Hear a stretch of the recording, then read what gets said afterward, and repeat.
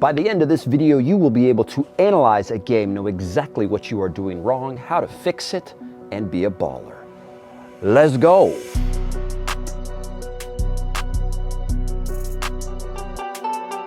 To be a better player, you have to know what you're doing wrong, why you're doing it, and how to fix it.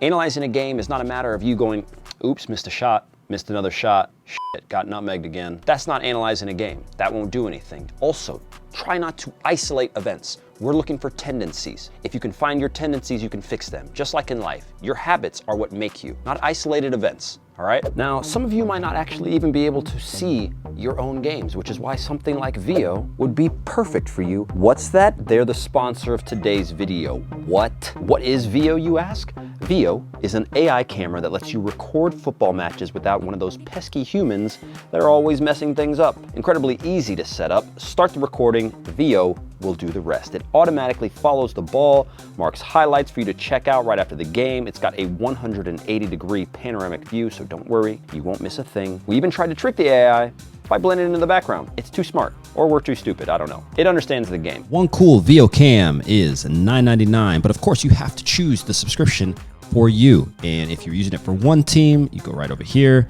If you've got more than one team, but for the same club with the same camera, you guys can choose this option. And if you need something more dynamic, you go right over here. If you want to enjoy all of the beautiful analytics that we have been showing today, you've got to make sure that you get the Vio Analytics add-on, which of course comes with all those cool things that we were showing. The shot map, the advanced match stats, pass strings, etc. Results are all in the details, and this is definitely where you get your money's worth, so make sure to check that out. Let's see what else we got. We'll touch more on the other features later. For now, let's check out a couple highlights from my games, including some in the Europa League, and see where I could have been better. All right, so this is a Europa League game. I am in blue, playing for Ropes of Finland against a Croatian club, Enka Lokomotiva, and I'm playing on the right-hand side. Now, you want to be a very good attacking player in games like this. The level is very, very high. They're very quick, and you have to utilize every opportunity that you can. My teammate is on the ground. I don't remember why he's on the ground. That's Robert. Robert's the kind of guy that would fall over like this.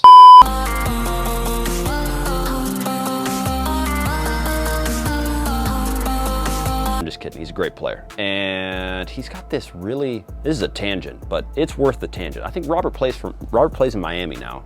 Plays for the Finnish national team. He's got a picture on his Instagram that I really make fun of him for, because it looks like a 1990s Backstreet Boy band cover. I don't know why he did it. Let's not get distracted, all right? Robert's on the ground.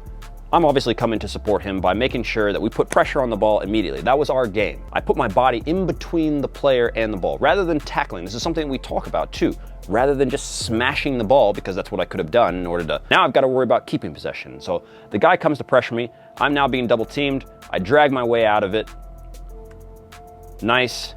So what we can see right here is that I have a perfect lateral pass in my friend Frito. What ends up happening, I take another touch, play the ball forward to my striker, so he lays it off for me. We pause it right here. Now, as we pause it right here, there's a big gap. There's a big gap that I could just kind of dive through. And because of that, I could maybe be in one-on-one. Instead, I opt to pass the ball out wide. Premature pass. Probably should have given myself an opportunity to go one-on-one with this guy. Where and when can you be more dangerous?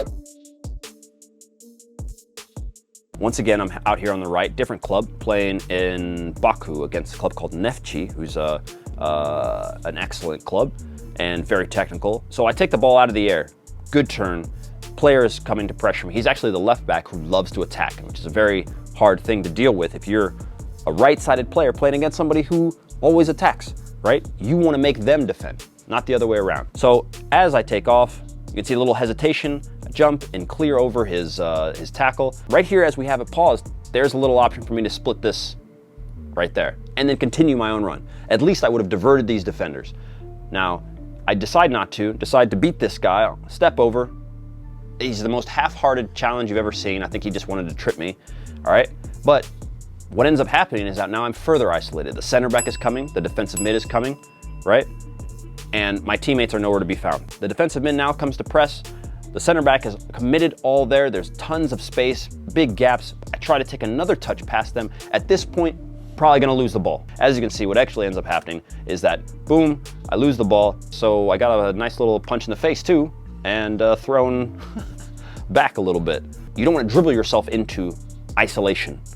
You wanna make sure that when you are beating players, it's gonna leave you with options. You're gonna be able to cross, you're gonna be able to find another player, right? So right here, instead of dribbling myself into problems, while it's like I'm solving them by beating players, really I put myself into a corner, gotta stay more connected, try and get that pass in, right?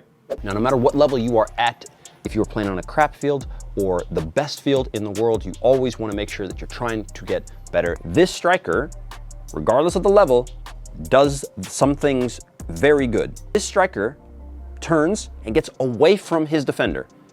He arches his run, which means that if something turned out differently, he could have maybe been played that ball, right? Okay, the ball goes away from him, he still arcs his run. And now, boom, hand goes up because he realizes the guy who was with him has now lost the plot and he's headed towards the ball, right? Which is something that happens at all levels.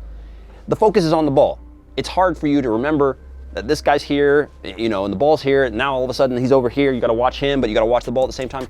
It's a mess, guys. Being a defender at the high level, it's a mess. Now, I won't talk about what happened here for the goalie, should he have been out, all this stuff. Regardless, he does a great job. It's also really hard when someone is in your shot path, right?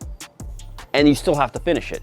Regardless of the level, use the tools that are available to you to make sure that you are better. To sum it all up for you, if you are looking to improve your game, first, figure out the tendency, the biggest tendency that you have.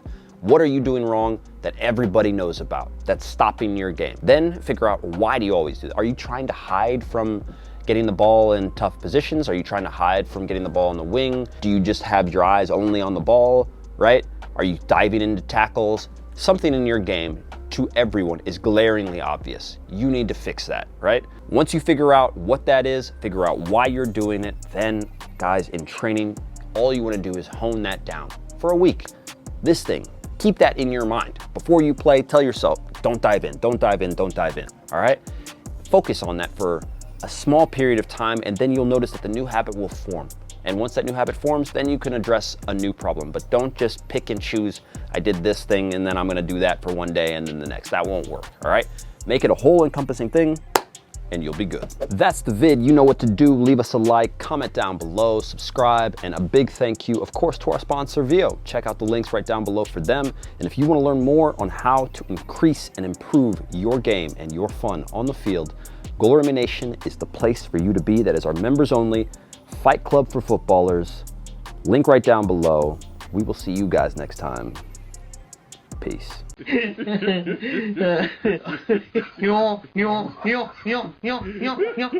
in the day before I was a pro, there was nothing. I mean, all we had were stone tablets from the ancient Brazilians, and I had a VHS tape from David James. He's a goalie, and he sucks. I'm not even a goalie. We didn't have anything. But today, thanks to GOLUREMI Nation, the world's first fight club for footballers, you have access to players in the top 5 leagues, their agents, exclusive content with them, not to mention an ability to join the world's most unique community with access to agents, managers, and scouts answering your questions 24/7. Not to mention, we are going to give away gear, shoes, supplements, programs, and trips to your favorite teams. My friends, GOLUREMI Nation, one click right down below to change your life.